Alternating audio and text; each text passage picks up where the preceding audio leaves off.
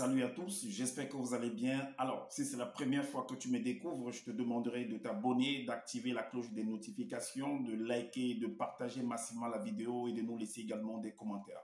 Alors, si cela est fait, je te dis merci pour ton geste. Comme je le dis constamment dans mes partages, que Salomon dit qu'il n'y a rien de nouveau, ce qui a été, c'est ce qui est et c'est ce qui sera encore. Le physique est le reflet du non visible. Le Créateur, par son verbe, parle tantôt d'une manière, tantôt d'une autre, et l'on y prend point garde. Alors, toi qui m'écoutes aujourd'hui, si tu ne prenais pas garde autrefois, dès à présent, commence à prendre garde par rapport à ce que tes yeux peuvent voir, tes oreilles peuvent entendre, tes sens peuvent capter au travers de la nature. Analyse bien la situation, retiens ce qui est bon et ce qui est mauvais, bien entendu, et transmets-le à tes enfants, parce qu'il y a une formule qui dit que l'homme, la femme, l'enfant, l'être, la créature périt faute de connaissances. Donc, il est primordial pour nous de pouvoir fusionner avec le savoir afin d'avoir une meilleure visibilité des choses. Et encore, nos pères, nos mères, dans les temps d'autrefois, ont toujours eu à appuyer leur dire, pas des métaphores, des énigmes, des paraboles, des dictons, des proverbes, en utilisant les éléments de la faune et de la flore. Et ils ne peuvent pas aller au-delà, car la loi du Créateur le veut ainsi. Nous sommes tous contenus dans un globe et personne, je pèse mes mots, ne peut sortir, ne peut y entrer.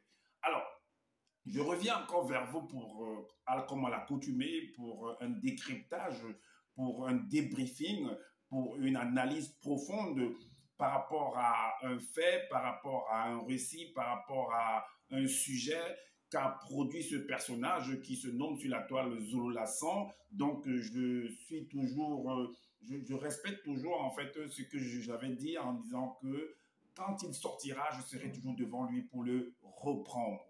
Est-ce que vous comprenez? Alors, donc comme j'ai dit, je suis là pour briser les rideaux, pour briser les seaux, pour déchirer les rideaux, pour relever en fait les zones d'ombre par rapport à au sujet qu'il a eu à aborder. Donc le titre en fait c'est l'alliance divine et l'abrutissement de l'homme noir. On va donc voir ce qui est caché derrière ce titre. On va donc ouvrir, on va exposer en fait les éléments qui sont contenu dans ce titre et vous serez en fait stupéfait d'entendre ce que ça contient en fait. Donc voilà pourquoi je vous recommande de pouvoir écouter cette vidéo attentivement, d'analyser également jusqu'à la fin. C'est très très important parce que quand vous écoutez une vidéo, si vous ne l'écoutez pas jusqu'à la fin, en fait, vous ne comprendrez pas en fait ce qui en est. Donc, écoutez cette vidéo jusqu'à la fin et analysez également. Et dites-nous en commentaire qu'est-ce que vous en pensez. Alors, on va entrer en fait, vu qu'il parle de l'alliance divine.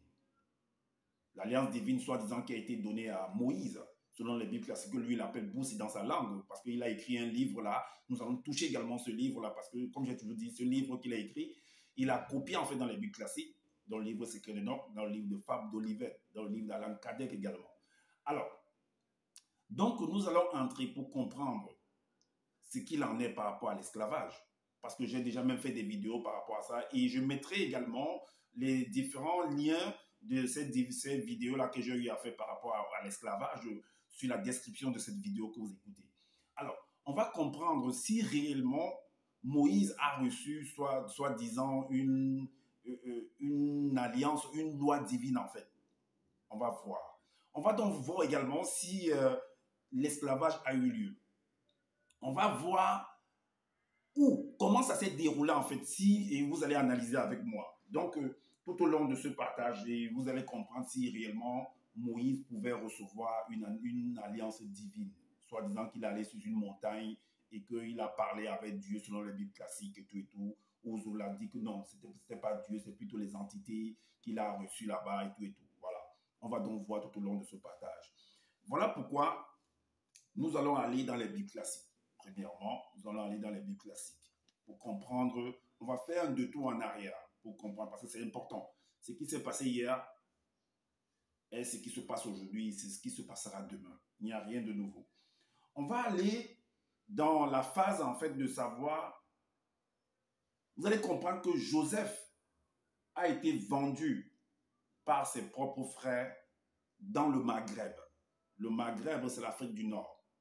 Vous allez comprendre pourquoi. Donc, vous allez comprendre par là le racisme du noir envers son frère noir. Parce que c'est un sujet que beaucoup essayent de venir beaucoup parlent en fait. Il y a beaucoup de personnes qui se sont assises sur ce sujet-là, du racisme, que non, il y a les blancs qui sont racistes, ils font du racisme envers les noirs, mais il y a aussi des noirs qui font du racisme envers les noirs, envers les blancs.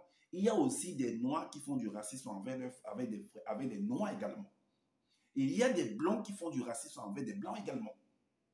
Allez vérifier. Alors, maintenant, on va donc comprendre, donc on va aller bien avant, bien en arrière pour comprendre pourquoi est-ce que si réellement l'esclavage a eu lieu, ou alors qui a fait l'esclavage, avec qui est-ce qu'on a opprimé et qui était l'auteur de cet esclavage-là, si ça a réellement eu lieu. Mais comme j'ai dit, j'ai déjà fait des vidéos par rapport à ça. Je mettrai le lien en description. Alors, on va aller selon les Bibles classiques. On va aller dans Genèse 37. Dans Genèse 37, au verset 12 à 14. 37, 12 à 14. Il est dit que les frères de Joseph étant allés à Sichem, retenez bien le mot Sichem. Sichem, c'est le nom de quelqu'un également, c'est une région, c'est le nom également d'une région.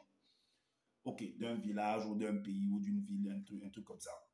Ok, mais ce qui est important, c'est que dans le verset 12 du chapitre 37 de la livre de la Genèse, il est dit que les frères de Joseph, étant allés à Sichem pour faire perdre le troupeau de leur père. Ils sont allés faire perdre le troupeau de leur père. Alors, la suite dit que Israël dit à Joseph, Israël, c'est lui qu'on appelle Jacob également, dont sont ses enfants. Israël dit à Joseph, tes frères ne font-ils pas perdre le troupeau à Sichem? Viens, je veux t'envoyer vers eux. Et il répondit, me voici. Le verset 14 dit, Israël lui dit, va, je te prie, et vois si tes frères sont en bonne santé et si le troupeau est en bon état. Et tu m'en rapporteras des nouvelles. Il envoya ainsi de la vallée d'Hébron et Joseph alla à Sichem. On est d'accord? Donc Joseph est allé voir comment est-ce que ses frères étaient en train de faire le travail de perdre les troupeaux de leur père. Donc voilà, et quelque chose va se passer là-bas. Alors, à partir du verset 18, il est dit que il le vit de loin. Et avant qu'il fût près d'eux, ils complotèrent de le faire mourir. Voilà des frères, les enfants d'un même père. Les enfants d'un même père, ils ont vu leur petit frère, leur frère arriver. Ils ont commencé à comploter contre eux pour faire causer du tort à leurs frères. C'est les frères. Donc maintenant, là, vous pouvez aller fouiller si ces enfants-là, soit ici, ils étaient des noirs ou ils n'étaient pas des noirs. Selon les Bibles classiques, vous pouvez aussi aller fouiller pour voir. Ok, mais de toute façon, c'est que c'était les enfants de la même famille. Donc, ils sont racistes envers leurs frères. Ils détestent, parce que le racisme, en fait, c'est de détester l'autre. C'est de haïr l'autre. Parce que l'autre est différent de toi. Est-ce que vous comprenez? Le racisme envers quelqu'un, ça fait partie également de la ségrégation. C'est aussi une forme de racisme. Parce que l'autre est différent de toi. L'autre peut être différent de toi par rapport à sa couleur, par rapport à sa capacité intellectuelle intrinsèque et extrinsèque, par rapport à la richesse qu'il a, par rapport à beaucoup de critères, de facteurs. Est-ce que vous comprenez? Donc, tu vas manifester du racisme envers ton frère. Ok. Maintenant, le verset 25 nous dit, il s'assit ensuite pour manger. Ayant levé les yeux, ils virent une caravane d'Ismaélites. Une caravane d'Ismaélites. Rappelez-vous que Ismaël, en fait, était le fils d'Abraham. Ismaël était le fils d'Abraham avec Agar, qui était une Égyptienne. Ok. Alors, donc il s'assit ensuite pour manger. ayant levé les yeux, ils virent une caravane d'Ismaélites venant de Galade. Rappelez-vous que j'ai fait une vidéo par rapport à Élie, la situation, le sujet de Élie, le prophète Élie. Et j'ai posé le titre, c'était Où se trouve Galade? Et là-dedans, j'ai expliqué en fait que selon les indices, les trucs que j'ai eu, en fait, Galade se trouve en Afrique de l'Est. Galade se trouve en Afrique de l'Est. Voilà. Donc, en Afrique de l'Est, vous savez que l'Afrique de l'Est, en fait, j'ai cité en fait dans cette vidéo-là les différents pays qui se trouvent en Afrique de l'Est, l'Éthiopie, le Djibouti, tout ça, le Burundi, tous ces trucs-là. Et vous, si vous imaginez, si vous vous rappelez bien, si vous partez vérifier, vous allez vous rendre compte que l'Afrique de l'Est, en fait, n'est pas loin, en fait. Il y a certains pays de l'Afrique de l'Est qui sont frontaliers avec l'Afrique du Nord. C'est très, très important. OK.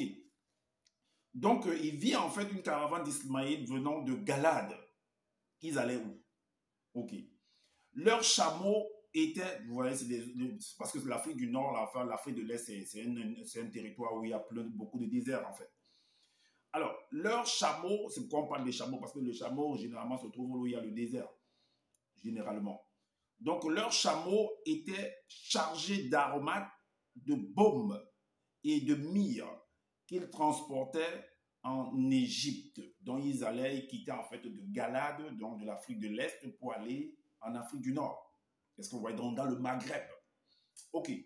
Maintenant, on va aller au verset 27. Le verset 27 nous dit, le verset 27 dit, alors, qu'est-ce qu'ils vont penser? Les frères de Joseph vont penser, ils vont mettre un plan en jeu. Ils vont dire, venez, vendons-le aux Ismaélites et ne mettons pas la main sur lui, car il est notre frère, notre cher, et ses frères l'écoutèrent. Donc, ne le tuons pas néanmoins, mais vendons-le.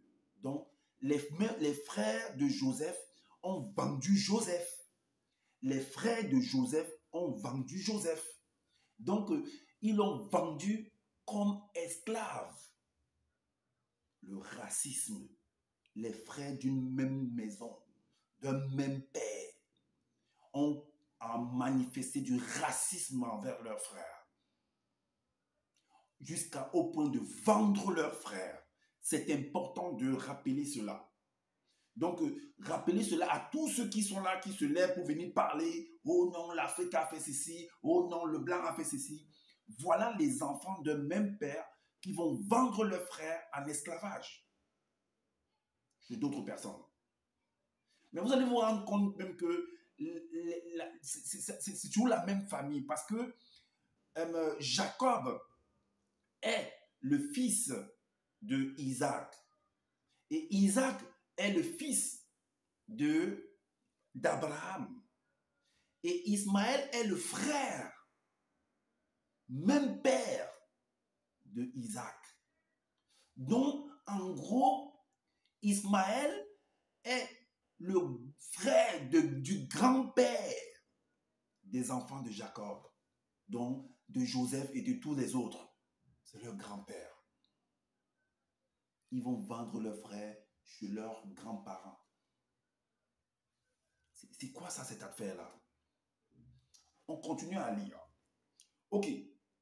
Le verset 28 nous dit, au passage des marchands Mandianites, ils tirèrent et firent remonter Joseph hors de la citerne. Donc, il avait lancé dans une citerne. Ils ont caché là-bas dans une citerne. Et ils le vendirent. Et ils le vendirent pour 20 cycles d'argent aux Ismaélites qui l'emmenaient en Égypte. Voilà Joseph qui est en train de partir en Égypte comme esclave. Ses propres frères l'ont vendu.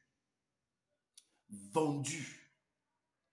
Ok, on va aller selon le livre de Zola. Qu'est-ce que lui-même il dit? Qu'est-ce que Zola dit par rapport à cela? Qu'est-ce que Zola dit par rapport à cela? On va aller dans son livre. Parce que Zola, en fait, c'est quelqu'un il se croit malin, mais quand tu l'étudies, en fait, tu l'attrapes dans son propre piège. Et c'est quelqu'un avec qui j'ai fonctionné. Voilà pourquoi je maîtrise, en fait, ce livre-ci qu'il a écrit. bien qu'il ait copié cela dans les Bibles classiques. Je maîtrise cela. Et je vais vous dévoiler en fait son ignorance, sa méconnaissance de l'histoire. Est-ce que vous comprenez? Ok. Alors, dans Origine, chapitre 38, la même histoire, mais il a embrouillé, mais moi je le retrouve toujours. Du verset 16 à 19, voici ce qu'il écrit. Le verset 16 à 19, il écrit que les frères de Kolaïta, parce que Joseph dans les Bibles classiques, lui l'appelle Kolaïta. Les frères de Kolaïta se rendirent en esprit. Donc, en fait, Zola nous fait comprendre que les frères de Kolaïta sont sortis de leur corps. C'est le langage barbare qu'il a l'habitude d'utiliser. Les frères de Kolaïta se rendirent en esprit dans la région de Dikata. Et Dikata, c'est Sichem, en fait, dans les Bibles classiques. Pour y parcourir le territoire. De loin, ils virent les moutons et les chèvres de leur père. Mais de loin, ils virent les moutons. Les moutons de leur père faisaient quoi là-bas? Qui a déplacé les moutons de leur père là où ils ont aperçu puisqu'ils se sont déplacés en esprit? Et qui a amené dans les moutons de leur père là où ils ont vu quand ils se sont déplacés en esprit là-bas? Ça veut dire quoi? Vous voyez le langage barbare qu'il utilise parce qu'il veut cacher les choses. Et quoi qu'on va pas, il va utiliser un langage barbare, on va pas l'attraper en fait. Ils sont sortis en esprit. N'importe quoi. Alors, le verset suivant dit, les frères de Kolaïta se rendit en esprit dans la région de Dikata, de Sichem. Et le verset 17 dit, un jour, je ne sais pas si c'est le même jour ou bien c'est un autre jour. Cette jour-là écrit au verset 17, un jour, Tindi, donc qui est Jacob, qui est Israël, dit à Kolaïta, qui est Joseph, tes frères sont encore sortis. Ah, c'était un autre jour. Sont encore sortis en esprit pour parcourir le territoire et voir le troupeau près de la rivière. Donc, ils sortent de leur corps parce que le troupeau, ça veut dire que le troupeau, ou il ne sait pas s'il se déplace avec qui, ou le troupeau, il ne sait pas où il y a quel berger qui les accompagne là-bas, il ne sait pas. S'il y a un autre berger qui les accompagne, tant mieux. Ok. Mais il demande à son fils Joseph que va, sors aussi les trouver de ma part. Donc, sors aussi les trouver de ma part. Tu sors pour aller faire quoi? Pour aller voir quoi? C'est qu'ils sont en train de faire. Et ils sont sortis de leur corps pour aller parcourir. Tu les envoies aussi, tu envoies Joseph d'aller aussi regarder ce qu'ils sont en train de faire dans leur voyage mystique. C'est ce que vous dites. Mais si vous avez le pouvoir, je m'adresse à toi, Azulula, si vous avez le pouvoir là, que l'on va vous confère ce genre de pouvoir de sortir de vos corps en esprit et tout, mais il y a des gens qui veulent aller en Europe, qui payent des transports en prenant des avions, des risques et tout. Mais vous avez une formule pareille. Mais ouvrez directement une agence de voyage où on n'aura pas de visa. Mais vous faites voyager, il suffit qu'on entre, je ne sais pas dans quoi vous entrez pour sortir de vos corps, quelle formule vous employez, et vous faites voyager les gens. Vous ne voulez pas l'argent? Pourquoi vous les... Parce que Zola nous fait comprendre que c'est les Africains en fait. Pourquoi les Africains vont avoir une telle technologie et vous ne faites pas voyager, vous ne sortez pas en fait une agence de voyage par rapport à ça? Vous voyez en fait les bêtises que vous venez écrire et puis vous dites que l'Afrique est pauvre. Alors, le verset suivant, on a jusqu'au verset 19. Le verset 18 dit, Tindi reprit, va voir s'ils vont bien, ainsi que le troupeau. Donc, tes frères là, ils sont allés se balader seulement comme ça en esprit, ou bien c'est quoi? Ou bien ils sont allés faire perdre le troupeau, ou bien ils sont allés seulement contrôler le troupeau que d'autres personnes vont amener. Et Joseph, lui, il va contrôler ses frères et contrôler en même temps le troupeau. Finalement, c'est quoi? Tu dis que... Mais attends. Vous lisez, vous qui lisez même les torchons de ce monsieur-là, qu'est-ce que vous vous dites même? Moi, j'ai vérifié. Et voilà pourquoi j'analyse ça. Le verset suivant nous dit, puis tu m'en rapporteras des nouvelles. Tindi l'envoya donc depuis la vallée sacrée. La vallée sacrée, c'est quoi? La vallée sacrée, c'est quoi? Ok, on va maintenant au verset 23. Il est dit, ceux-ci le virent de loin. Donc, ils ont vu leur frère venir de loin. Avant qu'ils les est rejoint, il se dit les uns aux autres. Kolaïta a lui aussi été initié dans l'art de la sortie. Oh, vous avez des formules pareilles, les gens sont là, ils meurent en route, les avions font des crashs, pourtant vous avez des formules pour pouvoir faire voyager les gens sans risque. Alors, le verset 29 à 29 nous dit, dès que Kolaïta arriva près de ses frères, ils se saisit de lui et le jetèrent dans le trou des âmes. C'est ce que je vous l'ai écrit, dans le trou des âmes. Le verset 30 nous dit, il arriva un groupe de démons. Il arriva un groupe de démons accompagnés de sorciers et sorcières de haut rang qui se dirigeaient en Afrique du Nord. Qui se dirigeaient en Afrique du Nord. C'est ce que j'ai lu dans la Bible classique, là, des marchands qui allaient en fait en Afrique du Nord, dans le Maghreb.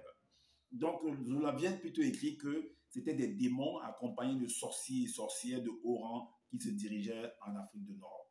Et lui, il appelle ça Wassé Pongo. Ok.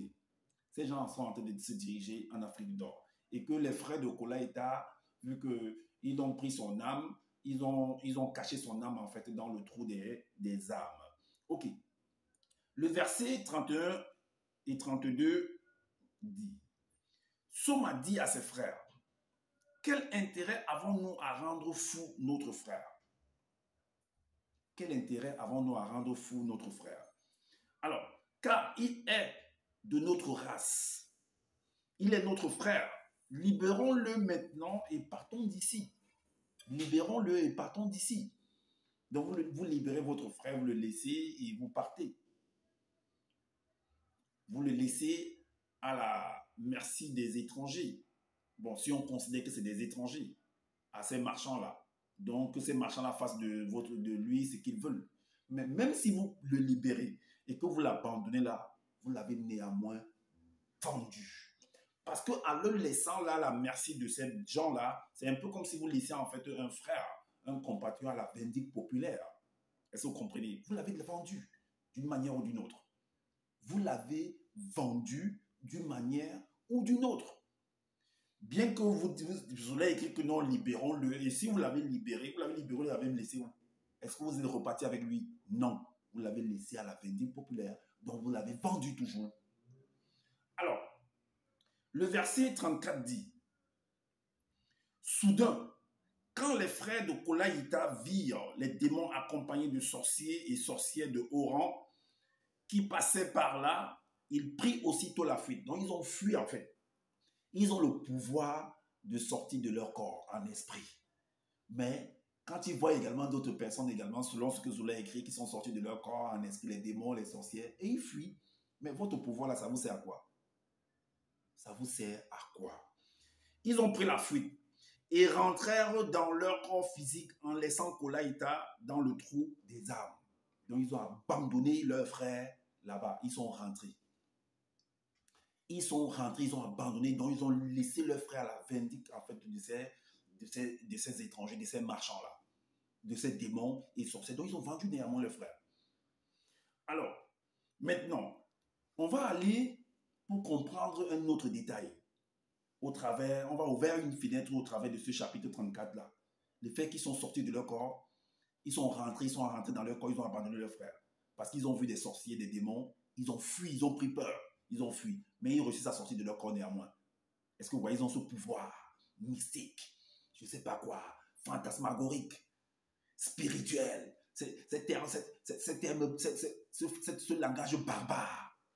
Allons donc voir quelque chose que ces mêmes frères vont réaliser bien avant. Allons voir. Dans Origine 35,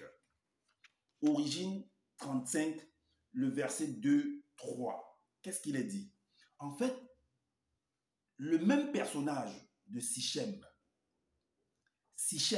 que je l'appelle Dikata, va vouloir, selon ce que Zola a écrit, il va vouloir en fait abuser de la sœur de tous des frères de Joseph en fait. Donc une des filles de Jacob, donc d'Israël, il va vouloir abuser cette fille-là. Et soit disant que ça ne va pas marcher, c'est ce que Zola a écrit. Mais les frères de Joseph là vont massacrer en fait cette population-là. Ils auront le pouvoir d'aller massacrer cette population-là, mais non, ils ont fui plutôt devant les sorciers, les sorcières et les démons. Pourtant, ils sont sortis de leur corps. Et lisons.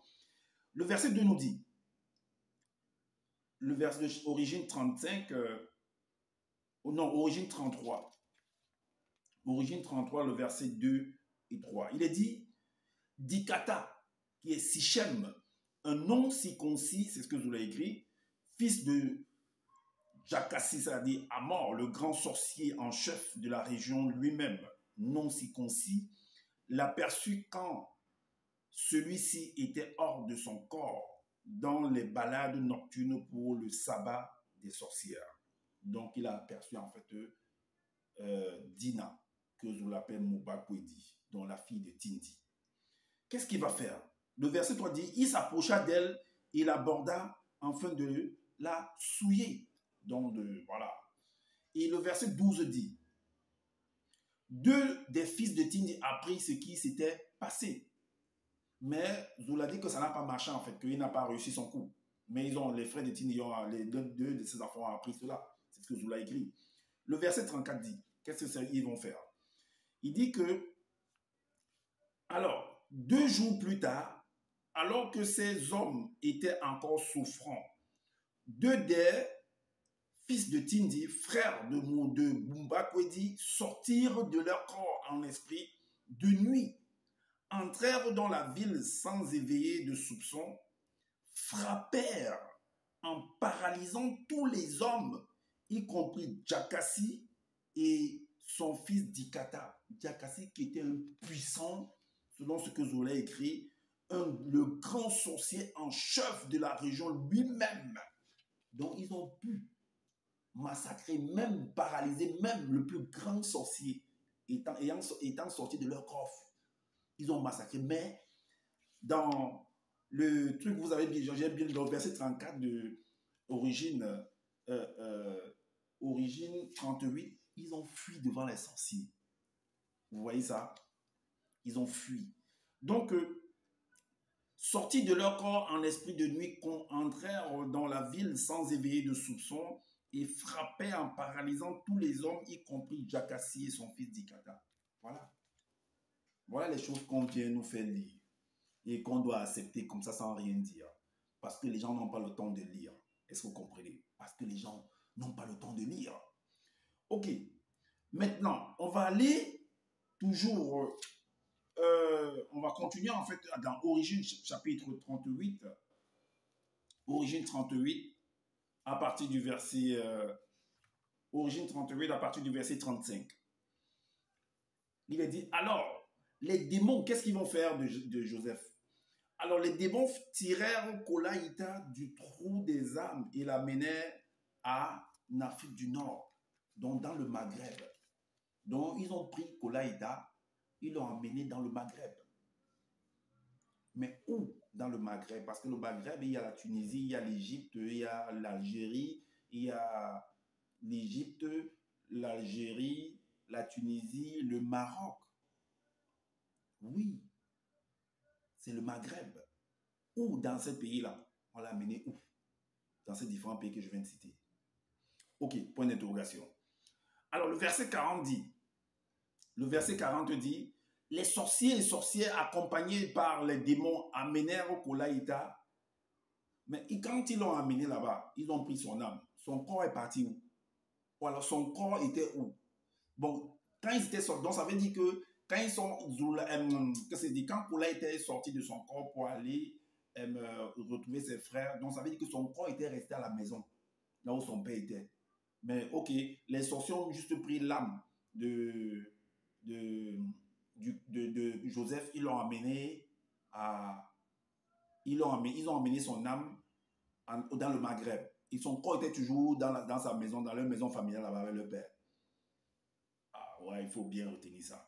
Ok, les sorciers et sorcières accompagnés par les démons amenèrent Kolaïta à Ouellet qui est Potiphar. Et Potiphar, en fait, quand vous lisez l'histoire, Potiphar s'est trouvé en Égypte. Ça veut dire qu'ils ont pris Joseph, ils l'ont amené en Égypte, dans l'un des pays du Maghreb. Ok, maintenant, la question on peut se poser, parce que c'est des Kamites, beaucoup de communautés qui s'élèvent, d'autres disent, donc beaucoup de Noirs également qui disent qu'ils parlent de l'Égypte pharaonique, que l'Égypte pharaonique c'était des Noirs, que les pharaons qui étaient là-bas c'était des Noirs, donc c'était un pays de Noirs. Bon, maintenant, ce pays, quand je regarde moi ce pays aujourd'hui, moi je vois la majorité des gens qui sont là-bas, c'est des Blancs en fait. C'est des Blancs. Parce qu'ils ont le teint pâle. Mais les Noirs, là, les pharaons qui étaient là-bas, où sont-ils passés? Le pouvoir qu'on dit que c'était des grands, ils avaient la technologie, ils ont fait ci, même je vous la raconte des bêtises pareilles. Tous ces Noirs sont partis où?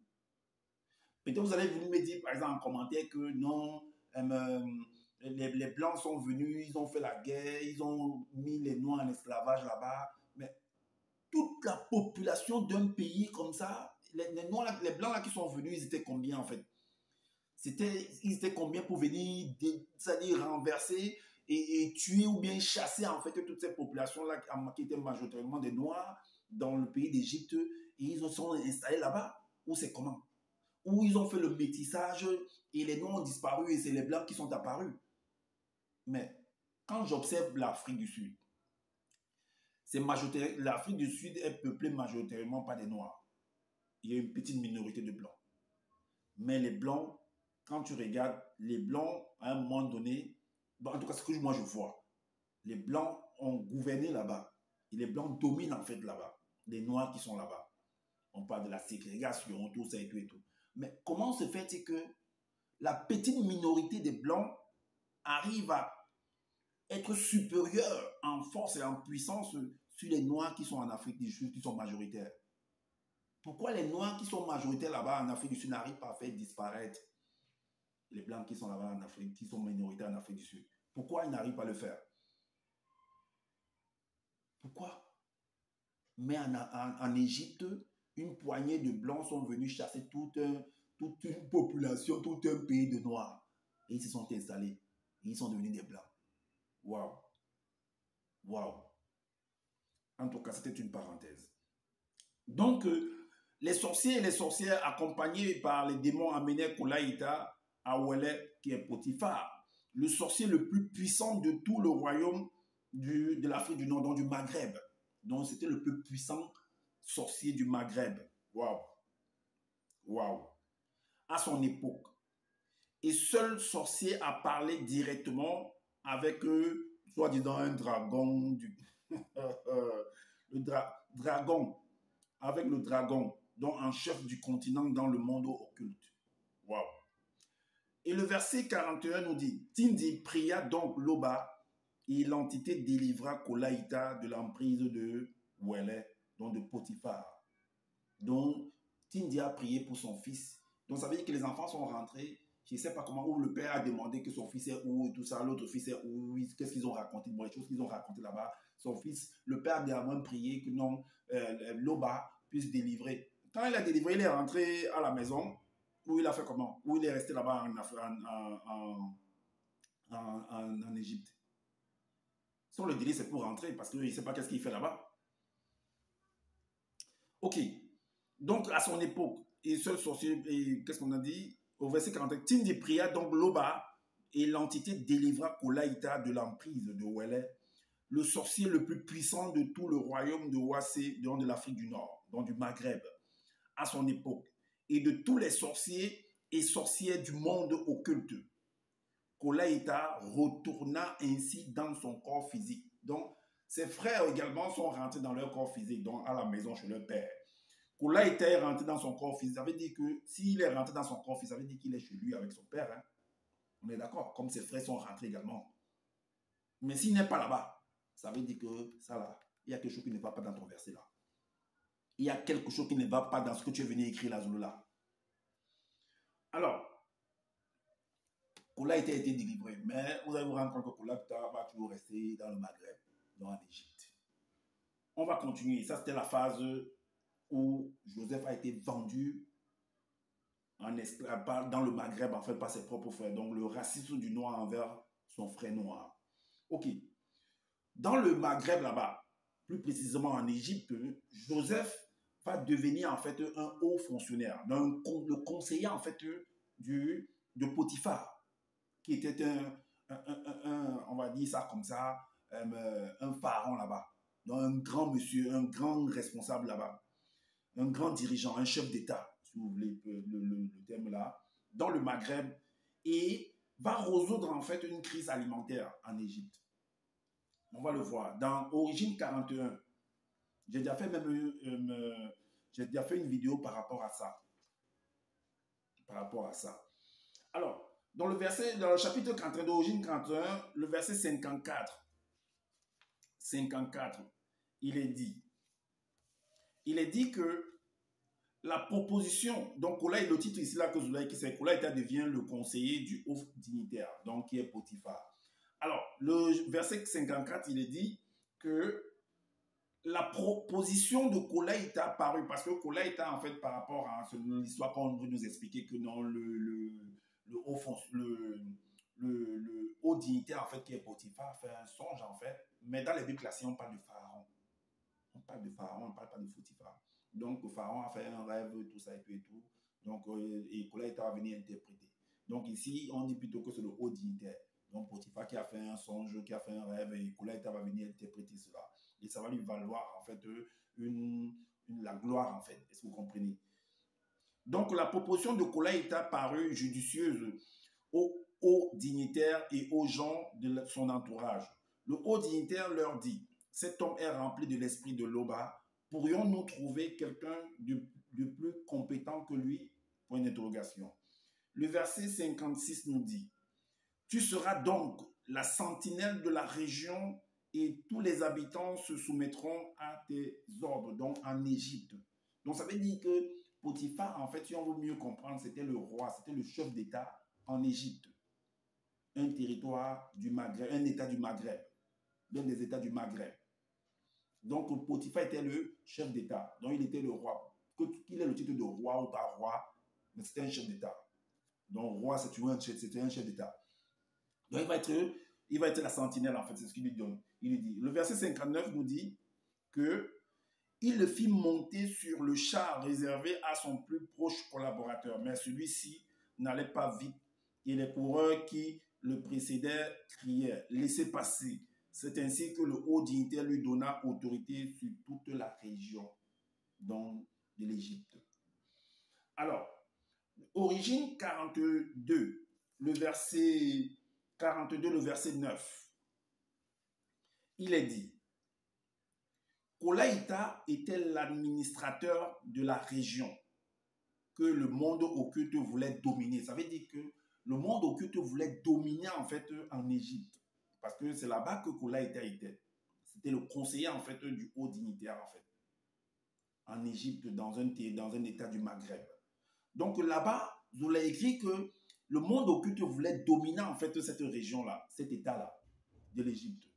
Koulaïta était l'administrateur de la région que le monde occulte voulait dominer. Il était en même temps le chef spirituel. Ses frères n'ont pas tous vinrent s'incliner devant lui, non point pour l'adorer. Alors, on va comprendre quelque chose. On va partir en fait sur un point 3 qui est le funérailles de Jacob et la mort de Koulaïta, en fait. Ou est-ce que, qu'est-ce que vous allez comprendre quelque chose là-dedans de très très terrible, en fait.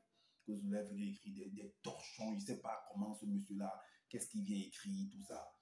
Alors, donc, les funérailles, parce que Koulaïta, Joseph a fait les funérailles de son père. Voici ce qu'il écrit, Joseph l'a écrit. Au chapitre 49, les funérailles du père de Jacob, donc le père de Joseph, voici ce qu'ils ont écrit. Au chapitre 49, le verset 1 à 3. 49, le verset 1 à 3. Voici ce que Zola écrit. 1 à 3. Koulaïta se mit en route. Il était accompagné des initiés et des anciens de toute la région, de toute sa famille, qui se rejoignit plus tard de ses frères, sa sœur et des autres membres de la famille de son père. Donc ça veut dire que Koulaïta est en train d'aller enterrer son père tel que son père avait dit que non, il faut m'enterrer là où mes pères ont été enterrés. Donc Colette a vu que lui il vivait en Égypte. Donc, ça veut dire que son père était également là-bas en Égypte. Toute sa famille était là-bas. Maintenant, comme son père est mort, il va faire le funérailles. Écoutez ce qui va suivre. Le verset 2 dit, on ne laissa dans la région que les petits-enfants de sa famille et le bétail. Donc, en Égypte, là-bas, on a laissé les enfants et le bétail. Tout le reste, là, se sont déplacés dans la famille. OK. Le convoi comprenait aussi une escorte de chars. Il était particulièrement imposant. Donc, ça fait dire que de l'Égypte là-bas, ils ont marché. Parce que quand il y a un cortège un cortège funèbre, en fait, dont on va enterrer quelqu'un, les chars ne vont pas rapidement, hein, ça va doucement, doucement. OK. Je vais vous montrer quelque chose dans le livre de Zola, vous allez comprendre. Où se trouve, là où on partait enterrer Jacob, là, et là où ils étaient quittés pour aller l'enterrer. Vous allez voir la distance et vous allez comprendre combien de jours, ou alors, parce que comme j'ai dit, que quand tu vas, le cortège funèbre, ils ne coupent pas, hein, ils vont doucement. Combien de jours pouvaient faire? Est-ce que les chevaux, les chars pouvaient tenir jusqu'à la distance où ils sont quittés de l'Égypte pour aller enterrer Jacob? Est-ce que ça pouvait tenir? Ok. On a dit maintenant le verset 6, 7 dit que les enfants de Tindi accomplirent ensuite ce que leur père leur avait ordonné. Ils transportèrent son corps jusqu'aux grands arbres sacrés du territoire de la région de Bengdon, de l'ouest de l'Afrique centrale. C'est ce que Zola écrit. Vers la montagne des dieux. Et l'ensevelit dans un tombeau derrière les grands arbres sacrés près du tombeau de Kingé et celui de Sango. Ok, allons donc voir. Je vais vous montrer en fait quelque chose.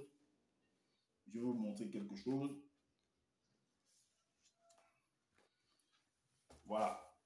Voici un livre que Zola a écrit. Le mystère caché du monde mystique qu'il a copié en fait dans le livre d'Alan Kardec. Voici la carte de l'Afrique que Zola a écrit. Regardez très bien. Voilà la carte de l'Afrique. Voilà la carte de l'Afrique que Zola a fait. Là, c'est Canaan. Parce que Abraham, selon Zola, son Loba a promis à Abraham que non, Abraham entrera, il lui donnera en fait Canaan comme terre. Regarde là où Canaan se trouve. Ici, dans la partie ici, c'est l'Afrique centrale. C'est l'Afrique centrale. Vous voyez comment j'ai mis avec du bic? Canaan.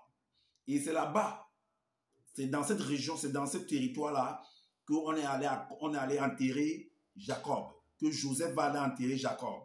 C'est là-bas qu'il va prendre les chars, les chevaux, tout le cortège là pour venir enterrer Jacob ici. Et voilà, ici en haut, ça, ici, c'est l'Égypte. Donc toute la partie supérieure, ici, où j'ai mis avec du bic, toute la partie, vous voyez ici, c'est Égypte. Égypte où j'ai encerclé.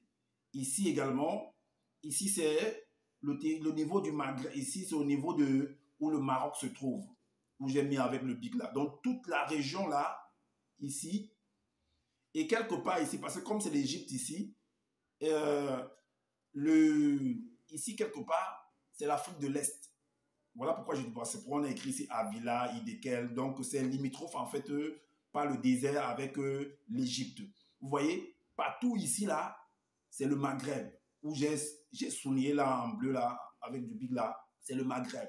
Donc, ils veulent me dire, vous l'avez nous dit que le cortège qui était de l'Égypte ici, là, pour arriver jusqu'ici à Canaan, pour venir enterrer en fait Jacob.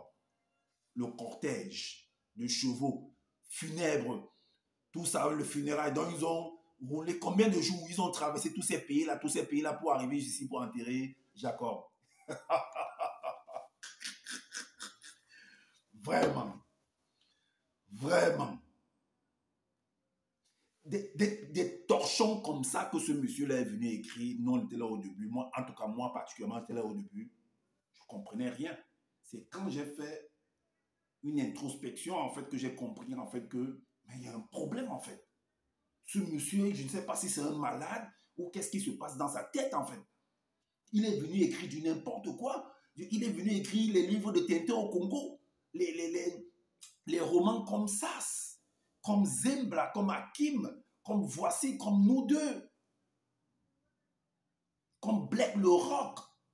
C'est des trucs comme ça qu'il est venu écrire pour amuser en fait je sais pas, des grandes personnes, pour prendre les grandes personnes pour des enfants en fait.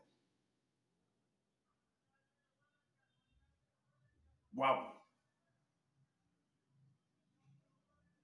Des Ram, les livres de Ram.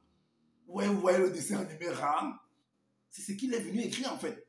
Donc, ces gens-là ont marché pour arriver jusqu'à cela. Ok. Comme c'est ce que tu nous dis, il n'y a pas de problème. On continue à lire. Alors, le chapitre 50. Le chapitre 50, du verset 1 à 3, il est dit que Kolaïta également va mourir. Comme je dis, il va mourir. Un jour, Kolaïta dit au peuple, parce que quand il enterre son père, il va rentrer là-bas puisqu'il était un haut conseiller du roi, de Potiphar. Donc, ça veut dire qu'il travaille là-bas, toute sa famille là-bas, il doit rentrer là-bas pour continuer à accomplir en fait sa tâche en fait. Vous savez, c'est un peu comme quelqu'un qui devient par exemple ministre en France. Un Camerounais qui devient ministre ou bien un Ivoirien qui devient ministre en France. Donc, il faut qu'il rentre pour travailler. Alors, donc il est rentré en Égypte, puis c'est là-bas qu'il vivait.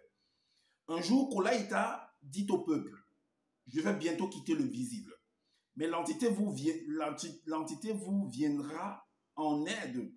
Elle vous fera quitter cette région pour vous conduire sur la terre qu'elle a promis à Sango Yololo Tindon Canaan, que je vous ai montré en image là. C'est ce qu'on vous a promis. Mais c'est là-bas que tu es parti enterrer ton père, non? Donc c'est quand tu vas mourir, toi Joseph, parce que c'est toi qui parles là, c'est là où le reste de ta population, quand ils seront tous là, ils vont les amener là-bas. Hein. Mais pendant que tu es là, pourquoi tu ne prends pas toute ta population pour partir? Ah, c'est quand tu gères le pays, quand tu es conseiller là, c'est bon pour toi. Mais c'est quand tu vas mourir que non. Après toi, là, on doit prendre la population là pour ramener là-bas. Vraiment, c'est quoi ce qu'ils sont venus écrire là? Qu'est-ce qu'ils sont venus écrire? Alors, promettez-moi donc d'emporter mon corps avec vous lorsque l'entité interviendra ainsi pour vous. L'entité va intervenir qui avait quel problème? Joseph, toi, il y avait des problèmes là-bas en Égypte. C'est toi qui es venu résoudre cela. Mais ton secret là, donne ça aux gens qui sont là-bas pour pouvoir résoudre également. Ou bien tu n'as pas laissé ton secret, tu n'as pas appris. Mais on dit bien, je dois dire que tu as mis des gens, tu as formé des gens, non? C'est ce qu'il a écrit. Alors, Kolaïta mourut physiquement à l'âge de 110 ans dans cette région-là. Ainsi que ses frères et sœurs, on enduisit son corps, on enduisit son corps d'huile parfumée pour le conserver et on le déposa dans un cercueil de pierre. Dans un cercueil de pierre. Ça veut dire qu'on l'a momifié. C'est ce que Zola écrit là, qu'on a enduit son corps de parfum et tout, et tout, on l'a mis dans un corps et tout, et tout. Donc ça veut dire que Joseph était devenu comme un pharaon en fait. Il avait tout pris la culture en fait de l'Égypte. Donc on l'a en fait momifié. Puisqu'on l'a mis dans un cercueil de pierre. On l'a momifié en fait. Donc ça veut dire que si on retourne en Égypte là-bas, on doit retrouver le corps de Joseph, puisque ça a été momifié, c'est dans leur sac, ce qu'ils appellent les sarcophages. On doit retrouver son corps là-bas. Ok. Normalement, on va aller comprendre. Vous allez comprendre maintenant, on va aller dans une autre étape. Les Noirs, en fait, on va mettre en fait d'autres Noirs en esclavage. Puisque j'ai dit que non, ça ne pouvait pas avoir le même. Néanmoins, je mets ce titre-là pour de ceux qui sont toujours sceptiques, qui ne veulent pas comprendre. Je vais vous choquer encore davantage au travers de cette étape-ci. Les Noirs vont mettre en fait leur frère noir, leur propre frère noir dans l'esclavage, selon le livre de Zola, vous allez voir. Alors, dans le livre d'Exode, le chapitre 1, le verset 1 à 3, il est dit que quoi? Kolaïta mourut physiquement ainsi que ses frères, sa sœur et toute la génération d'initiés. en Égypte, puisque c'est là-bas qu'il est mort, c'est là-bas qu'il travaille, il exerçait en fait son ministère. C'est là-bas qu'il travaillait, il était un haut fonctionnaire là-bas, un conseiller du pharaon là-bas. Jusqu'on l'a momifié, on l'a mis dans les sarcophages. Donc son corps, en réalité, son corps doit toujours être là-bas. Il faut qu'on aille faire des fouilles. Il faut que Zola nous amène faire des fouilles, bien vous amène, vous les membres de son groupe là, vous amène visiter en fait, parce que le corps de votre ancêtre Joseph est là-bas, Kolaïta. Ou c'est là-bas, ou c'est ailleurs, il ne sait pas quoi. Ok. Donc, on dit qu'après la mort, mais Zola va un peu biaiser un peu cet endroit-ci. Le verset 2 il dit que par la suite, les hommes noirs de toutes les régions du continent. Ça veut dire quoi, région du continent? Parce que l'Égypte, c'est dans le Maghreb. Il y avait un chef d'État. Selon toi, c'est Potiphar. C'était lui, dont le chef d'État, la manière dont on appelle un chef d'État en Égypte, c'est les pharaons. Par exemple, en Arabie, dans le Golfe, dans le Moyen-Orient, là-bas, on dit, par exemple, au Qatar, on dit l'émir du Qatar. Est-ce que vous comprenez? L'émir du Qatar. Donc, il y a des noms que... C'est un peu ça. C'est un peu comme, par exemple, quand Mobutu, lui, il avait pris le titre de maréchal Mobutu. Un peu, par exemple, en Éthiopie, en parlant de Haile Selassie, là-bas, il s'était donné un autre nom là-bas aussi. Donc, cela dépend de chacun. Alors, le verset 2 dans Exode, Zola dit que par la suite, les hommes noirs de toutes les régions du continent eurent tant d'enfants qu'ils devinrent extrêmement nombreux. Donc, comme si en fait, pendant que quand Kolaïta vivait en Égypte, comme j'ai dit, la question de savoir, est-ce que c'était des Noirs qui étaient en Égypte là-bas? Vu qu'aussi certaines personnes des Kamé disent que non, l'Égypte antique était pharaonique et c'était des Noirs. Donc, ça veut dire que, je crois que c'était des Noirs là-bas. Le même Zola confirme que c'était des Noirs. Et maintenant, alors, si toute la région, ça veut dire que quand donc, la population qui était en Égypte, donc ailleurs, il n'y avait pas de population. En Afrique de l'Ouest, en Afrique de l'Est, en Afrique centrale, en Afrique du Sud, donc il n'y avait pas de population là-bas. Donc c'est quand Joseph est mort là que toutes les régions du Congo ont commencé à se multiplier. Ah bon? Le Maghreb, les États du Maghreb ont quoi à voir? La gestion de leur pays a quoi à voir avec la gestion des États de l'Afrique de l'Est, les États de l'Afrique de l'Ouest, les États de l'Afrique du Sud, les États de l'Afrique centrale. Chacun a sa constitution. Chacun a sa constitution. Ils votent les lois comme ils veulent là-bas. Mais la question aussi que je voudrais vous poser également, c'est que pendant que Kolaïta était là-bas, il n'y avait pas une loi divine parce que certainement Zola nous fait comprendre que la loi divine est différente de la constitution de chaque État. Si c'est la même chose, il faut qu'ils nous disent. Si c'est différent, il faut qu'ils nous disent également. Donc, quand Kolaïta était là-bas, il n'y avait pas une loi divine qui était appliquée là-bas, en Égypte, ou dans d'autres pays de l'Afrique, dans tout le continent. Ok. Donc, par la suite, les hommes noirs de toutes les régions du continent eurent tant d'enfants qu'ils devinrent extrêmement nombreux. Ça, c'est l'Afrique. Ça, c'est le continent africain. Mais dans d'autres continents, le continent américain, le continent européen, le continent asiatique, de l'Asie, tout ça et tout et tout. Eux, c'était comment? Il n'y avait pas de population là-bas ils ne connaissaient pas les lois divines, tout ça et tout et tout. Ils vivaient comment? Ok. Alors, donc au verset 6, écoutez ce qui va se dire. Le verset 6 il dit, alors Satan, vu que la population sont en train de se multiplier, sont en train d'être nombreux, les noirs sont en train de se remplir dans le continent africain, Satan, vous ne devez pas oublier que Zola dit que Satan, c'est un noir. Hein? Satan, c'est un noir. Ah oui. Satan, c'est un noir, selon Zola.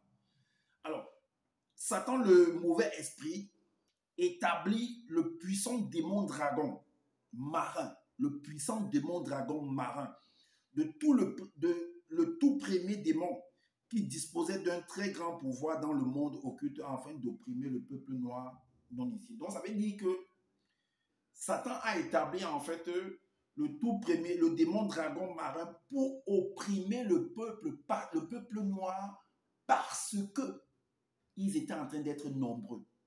Je vous lis ça, c'est le verset 4. Il est dit, alors Satan le mauvais esprit, Satan le mauvais esprit dit, voici que le peuple noir est maintenant de plus en plus nombreux et de nouveau plus puissant que les blancs et les sans mêlés.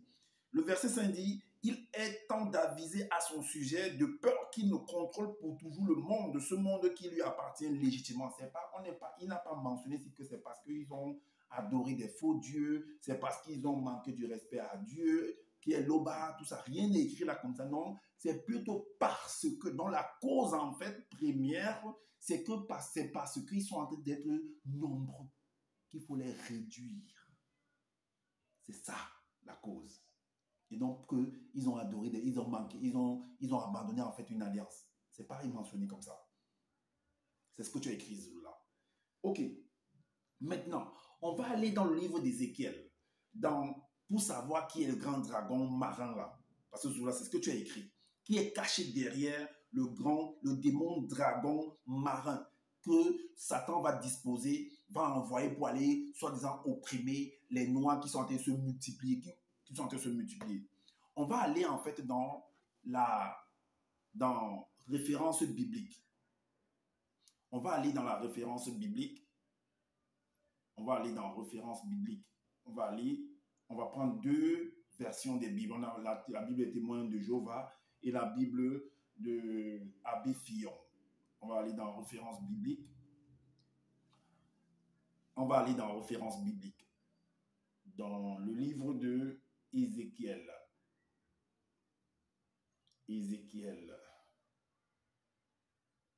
Ézéchiel chapitre 29.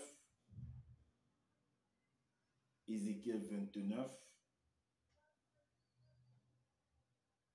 verset 3. Ézéchiel 29, verset 3.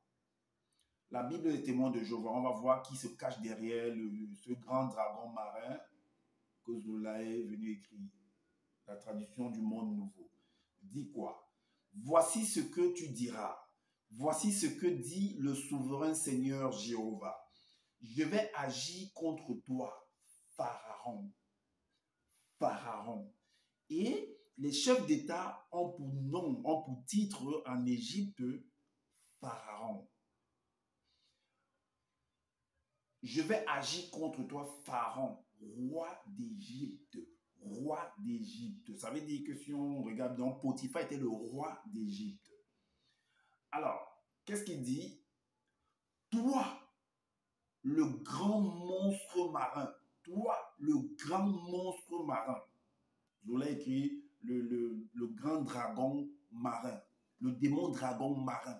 Ici, on dit le grand monstre marin étendu dans les cours d'eau qui s'écoule de son île. Toi qui as dit, mon île m'appartient. Je l'ai fait pour moi. On va dans la tradition Abbé Fillon. La tradition Abbé Fillon. Un instant. La tradition. Voilà. La tradition Abbé Fillon dit, parle et dis, ainsi parle le Seigneur Dieu. Voici, je viens à toi, Pharaon, roi d'Égypte, grand dragon, sauf que je l'ai ajouté marin, grand dragon qui te couche au milieu de tes fleuves et qui dit, le fleuve est à moi et je me suis créé moi-même. Est-ce que vous comprenez? Voilà. Donc, c'est le même verset en fait que Zola a pris, il a trafiqué en fait.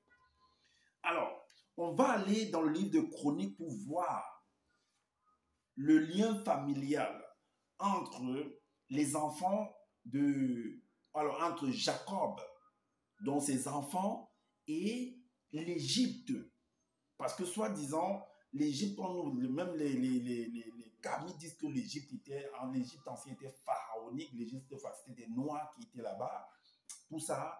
Donc, on va donc voir le lien familial entre ceux qui sont, les Noirs qui sont, on va dire ça comme ça, qui sont opprimés, Et qui sont ceux qui sont cachés derrière cette oppression-là? Qui sont ceux qui sont en train d'opprimer des Noirs? Et vous allez voir que c'est des Noirs encore, parce que l'Égypte, tel que vous dites, c'était l'Égypte pharaonique, c'est des Noirs. Donc, c'est des Noirs qui vont mettre en esclavage, qui vont opprimer leurs propres frères noirs.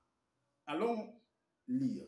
Dans le livre de Chroniques, toujours dans le livre de Zoula, dans le livre des Chroniques, il est dit, dans 1 Chronique, chapitre 1, au verset 11, il est dit, fils de Bowinda, Bowinda c'est Cham, il y a Mundo qui est Couche, il y a l'Éthiopie et Couche, Mundo qui est Couche, Éthiopie, il y a Djenne qui est Mizraïm, l'Égypte, dont l'Égypte, et il y a également Djandissé, Djandissé c'est Canaan, soi-disant la terre, le lieu où on voulait que, Dieu, soi-disant Loba, dit que c'est là-bas que les enfants de... Il a promis que les enfants d'Abraham devaient aller. Qu'Abraham lui-même devait aller là-bas. Donc, c'est la terre promise, en fait, Canaan. Et Canaan, là, est le fils de Cham. Donc, Canaan et l'Égypte sont frères. Même père. Canaan, Éthiopie et l'Égypte sont frères. Même père. Vous comprenez? Ok. Maintenant, on va aller dans le verset 9. Il est dit que voici les fils de Noé. Il y a Sem, il y a Cham, il y a Japheth. Sem, vous allez vous rendre compte que c'est de Sem qu'est venu Abraham, dont on dit que ses enfants, ses descendants sera esclaves. Donc, sa descendance sera esclave, donc les Noirs vont être asservis. Ok. Donc, c'est de là où Abraham va sortir. On va aller au verset 18. Le verset 18 dit que voici les fils de Sem. Il y a Elam, il y a Namala, qui est Ashur, il y a Belalo, qui est Apachad, il y a Ewendi, qui est Lud. Maintenant, le verset 20 nous dit, de la lignée de Sem apparut Ibangame, qui est Nahor, Ibembame, qui est Terach, et Sango, qui est Abraham. Fils de Sango, il y a Ismaël, il y a Isaac, puis il eut dans la suite des fils et des filles en grand nombre. Ça, c'est le verset 20. Le verset 22 nous dit, fils de Isaac, il y a Ésaü et Jacob. Le verset 24 nous dit, fils de Jacob, il y a Ruben, il y a Gad, il y a Juda, il y a Azer, il y a Dan, il y a Nephtali, il y a Siméon, il y a Lévi, il y a Zabulon, il y a Joseph. Joseph. Et vous comprenez par là que l'Égypte, les Israélites, dont les Noirs, donc qui sont les descendants ou la même les frères depuis Joseph, qui était là-bas, ses frères sont venus là-bas, ils ont fait, donc ce sont les Israélites. Et les Israélites et les Égyptiens, c'est la même famille. Donc, ils se sont mis à se tuer entre eux. Voilà des frères et sœurs qui se sont mis à s'entretuer, qui ont mis les autres frères noirs en esclavage. Est-ce que vous comprenez? C'est ça qu'ils sont venus écrire. Et je ne fais que lire ce qu'ils sont venus écrire. Alors, maintenant, vu qu'il y a eu esclavage, donc, selon toujours, on va partir sur une autre étape. On va donc susciter, selon Zoulassan, on va susciter un noir du nom de Moïse, que je l'appelle Boussi, pour venir sauver des noirs qui sont opprimés par des noirs. Vraiment. Exode, chapitre 2. Chapitre 2, le verset 1, il est dit, il y avait une très belle femme noire initiée qui mit au monde un très beau garçon noir par l'intervention de l'entité en charge des naissances et l'entité en charge de l'introduction dans le visible. Le verset 12 nous dit, on dit que c'était un noir. Ok, le verset 12 nous dit, ainsi, Boussi qui est Moïse fut initié dans toutes les branches des sciences et secrets des ancêtres initié dans ce grand village et devint un jeune homme très influent. C'est quoi le nom de ce village? Il faut nous donner le nom de ce village parce que ça va nous permettre de pouvoir mieux restituer en fait de mieux déterrer en fait les choses cachées. Il faut nous donner le nom de cette région-là. Venez pas écrire des choses en cachant parce que vous voulez écrire, vous ne maîtrisez rien, vous venez écrire. Alors, maintenant, on va dans Exode chapitre 3, le verset 1. Il est dit, donc jusqu'à une certaine nuit. Donc, ça veut dire qu'il y avait déjà l'esclavage, dont le peuple était déjà opprimé, des Noirs étaient en train d'opprimer d'autres Noirs, ils étaient en train de les asservir, à les fouetter, à les tuer, à les mettre dans des travaux difficiles, tout ça. Les mêmes Noirs, hein, entre eux. C'est ce que Zola a écrit. En train de les opprimer, tout ça et tout et tout. Mais comme j'ai dit, j'ai fait un enseignement par rapport à ça. Comme j'ai dit, je mettrai les liens dans la description de cette vidéo aussi. Alors, jusqu'à une certaine nuit, au milieu de la forêt, près de la rivière sacrée, Boussi vit de loin une montagne surprenante, car des fumées et d'énergie émanaient de cette mystérieuse montagne. Le verset 12 et 13 dit, le verset 12 et 13 dit, alors l'entité a vu l'humiliation du peuple non initié, donc qui est sous l'emprise du monde occulte. Le monde occulte, c'est qui? C'est les blancs ou c'est les quoi? Et elle a accueilli leur plainte contre ses oppresseurs. Tu as été établi afin de mener cette grande délivrance par ta main. Donc, on va délivrer tes frères noirs qui sont opprimés par d'autres frères noirs. Le verset 13, l'entité t'envoie maintenant vers le démon dragon marin. Le démon dragon marin que Satan, le noir, a installé pour opprimer ses frères noirs en Égypte. L'Égypte pharaonique qui est noire également. Et non ce que nous voyons aujourd'hui, parce que c'est ce que vous voulez nous faire croire que c'était noir à l'époque et que maintenant c'était blancs qui sont là-bas. Mais je ne comprends pas comment on peut, avec toute la puissance que vous aviez eue dans l'église pharaonique, dans l'Égypte pharaonique, et une poignée de pètes de blancs sont venus vous déraciner de là-bas. Oh, vraiment.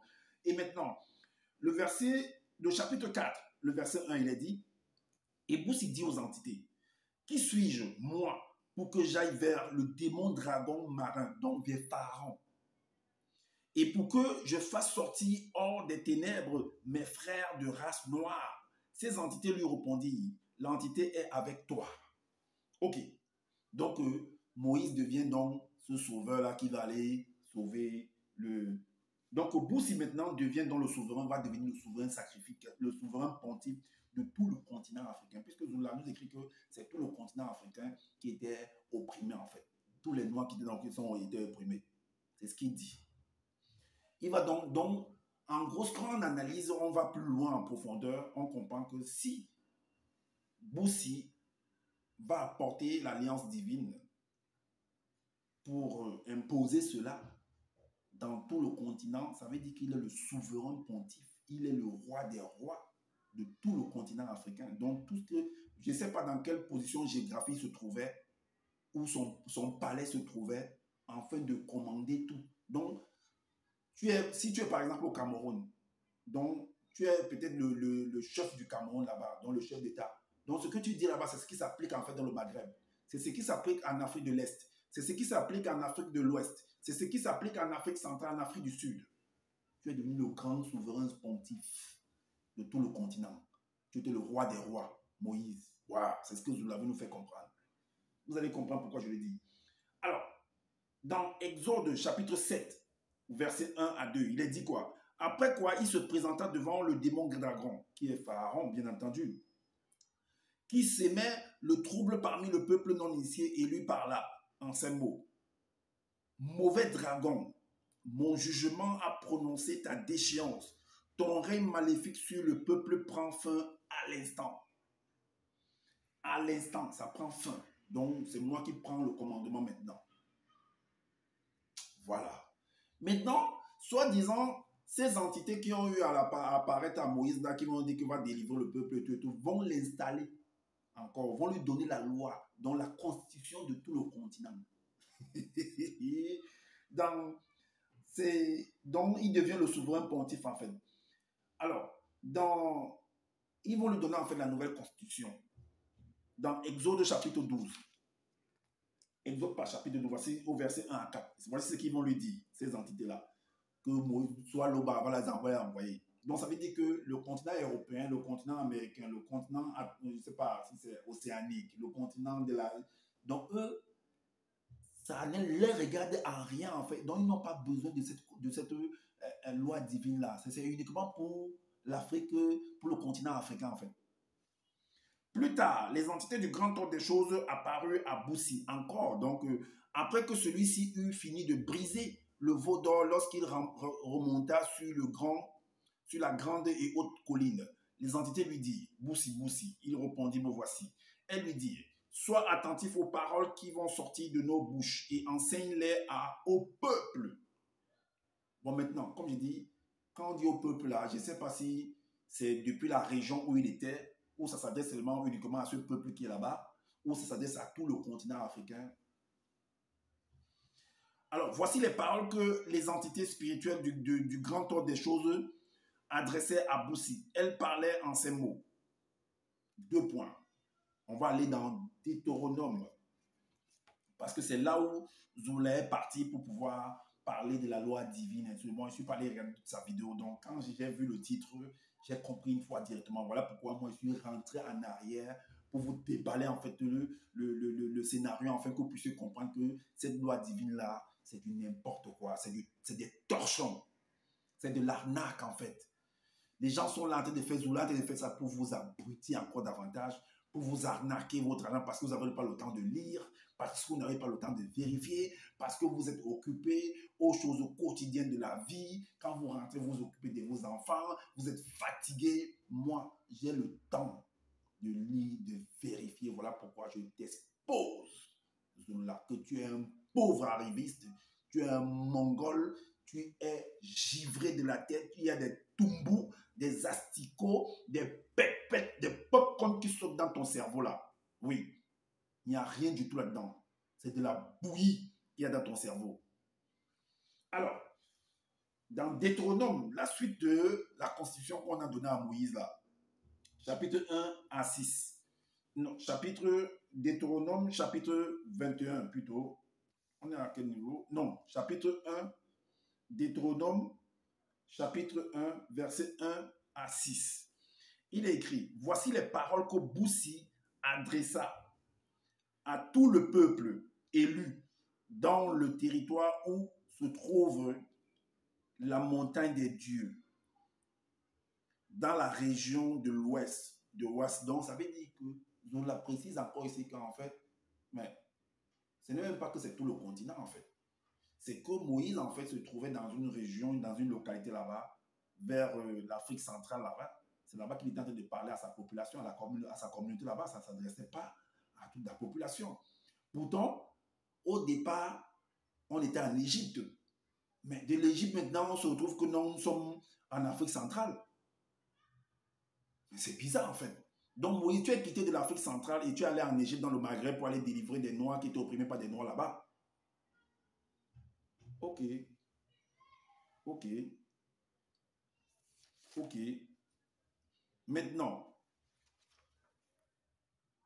donc le verset dit, la suite dit au verset 2 dit, obéissez, peuple, obéissez aux lois et aux règles que je vous enseigne à mettre en pratique. Elles vous permettront de vivre. Donc avant, les gens ne vivaient pas. Donc c'est la loi là qui va vous permettre de vivre. Donc avant, les gens ne vivaient pas. Elles vous permettront de vivre et vous pourrez entrer en possession dans le royaume divin dans lequel l'Oba de vos ancêtres, par son verbe, vous fera entrer.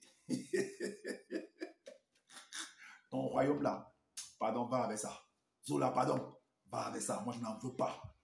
Moi, si vous voulez fermer votre royaume là, si ça existe en fait, fermez ça. Moi, je ne parle pas là-bas. Bêtise comme ça là. Alors, Zola est parti en fait dans le chapitre 13 de Deutéronome. C'est écrit l'alliance. Et voici ce qu'il va écrire en fait. Voici ce qu'il lit. Le verset 1 à 6. Il dit, c'est la suite de la constitution qu'on donne à Moïse, là, comme il a été parlé dans la région de Benguedon à l'ouest, donc de l'Afrique centrale là-bas.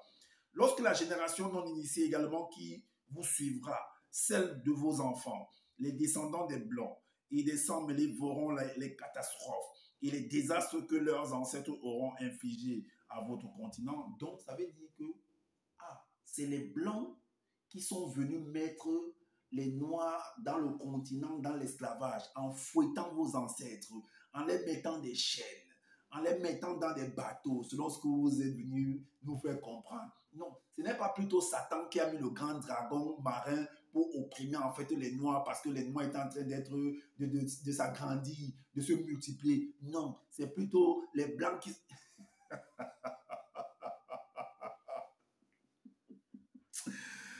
Waouh, waouh, waouh.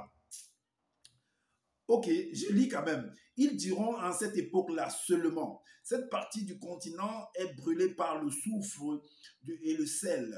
On ne peut rien y s'aimer, rien y faire pousser. Aucune herbe même ne s'y développe. Alors, tous les autres descendants des Blancs et des sang-mêlés demanderont, pourquoi Loba, leur souverain, a-t-il traité ainsi le continent? Pourquoi le châtiment a-t-il été si grand? Écoutez la suite. Et les chefs religieux des Blancs et des sang-mêlés répondront, cela est arrivé parce que ce peuple noir non initié a rompu l'alliance qui leur avait été donnée par Boussi, le puissant Boussi.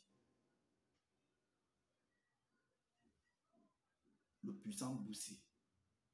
C'est parce qu'ils ont rompu l'alliance. Donc, il y a eu encore un autre esclavage après Boussi. Et puis, il y a eu des désastres comme ça. Parce que c'est toujours la continuité, hein. Exode, Lévitique, Nombre, Deutéronome, c'est toujours la même chose. C'est toujours les lois là, de Moïse qu'on a donné là, qui sont en train d'être parlées toujours là. Hein. Donc après Moïse, il y a eu encore des Noirs qui ont mis des Noirs, ou bien maintenant c'est des Blancs qui sont venus maintenant mettre des Noirs en esclavage.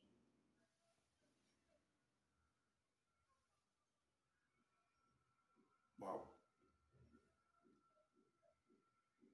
Waouh.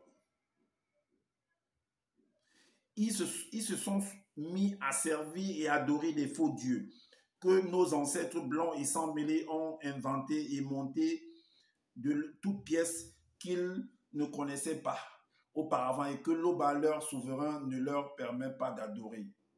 Mais c'est parce que Exode 1, Exode chapitre 1 à 3 dit, hein, c'est pas ce que ça dit. C'est parce que les gens, le peuple est en train d'être nombreux. C'est pourquoi leur protection a été retirée et là, le châtiment divin s'est déchaîné contre leur continent. Ah, Loba, tu as changé d'avis. Ça veut dire que tu bénis en fait une population, tu les mets là, tu dis que c'est eux qui ont le continent. Après, tu viens encore les châtier. Mais tu as changé d'avis là. Fais attention, hein. Ainsi, tous les malheurs décrits par les initiés, le châtiment divin est déversé par son ardente et terrible colère sur eux qui sont les vrais propriétaires du monde. De ce fait, un grand nombre d'entre eux a été arraché de leur continent après la grande dérive des fragments du continent et a été chassé sur nos terres qui leur appartiennent en propre où ils se trouvent encore aujourd'hui. Mais Zoula, bizarrement, toi tu te retrouves en France. Qui t'a déporté? Qu'est-ce que tu fais en France? Comment tu fais pour te retrouver en France? C'est l'esclavage qui t'a amené en France? C'est l'esclavage qui t'a amené en France, Zulula? Je pose la question. Parce que tu es en France aujourd'hui. Est-ce que c'est à cause de la déportation que tu t'es retrouvé en France? Donc tu es un esclave toi-même. Zulula, tu es issu de l'esclavage. Si tu te retrouves en France, mais pourquoi tu n'es pas dans ton territoire? C'est ce que tu viens d'écrire là. Si tu te retrouves ailleurs, c'est parce que tu as été déporté. Donc tu es le fruit en fait de l'esclavage. C'est ça que tu veux nous dire. Alors, après cela, Bous il dit encore, les entités du grand ordre des choses et certains initiés en chef consacrés connaissent les réalités cachées. Mais vous connaissez ce qui vous a été révélé pour toujours. À vous et à vos descendants, et à savoir les commandements de la loi du verbe de l'Oba que vous devez mettre en pratique afin de pouvoir vivre par n'importe quoi comme ça. Alors, c'est ce que j'avais à vous présenter par rapport à ce sujet-là, qui est l'alliance divine et l'abrutissement de l'homme noir, du n'importe quoi. Donc voilà, comme je dis toujours que je n'ai pas la science infuse. Si vous trouvez qu'il y a des manquements par rapport à ce que je viens de dire, vous le dites en commentaire, sinon vous faites des vidéos pour pouvoir éclairer les uns les autres. Et également, abonnez-vous à ma chaîne, activez la cloche de notification pour être averti des prochaines vidéos. Likez, partagez massivement cette vidéo aussi afin de faire connaître l'imposture, de ce faux pasteur de Zulu-Hassan là. Et tous ceux qui sont venus parler de l'esclavage, Kamé, tout ça et tout là, qui racontent des balivernes parce qu'ils ne maîtrisent pas en fait l'histoire. Et maintenant, parce que des gens sont venus écrire, soit disant parce que les gens sont venus écrire des choses, les noirs ont été mis en esclavage. Mais ça vous empêche d'analyser ce qui est écrit. Vous pensez qu'on vient toujours d'écrire ce qui va vous plaire? Vous ne connaissez pas le mystère, vous ne connaissez pas les secrets du marketing? Hein? Alors, donc prenez soin de votre famille et prenez soin de votre santé. C'est important pour le combat futur. Je vous dis à bientôt pour une prochaine vidéo. Ciao.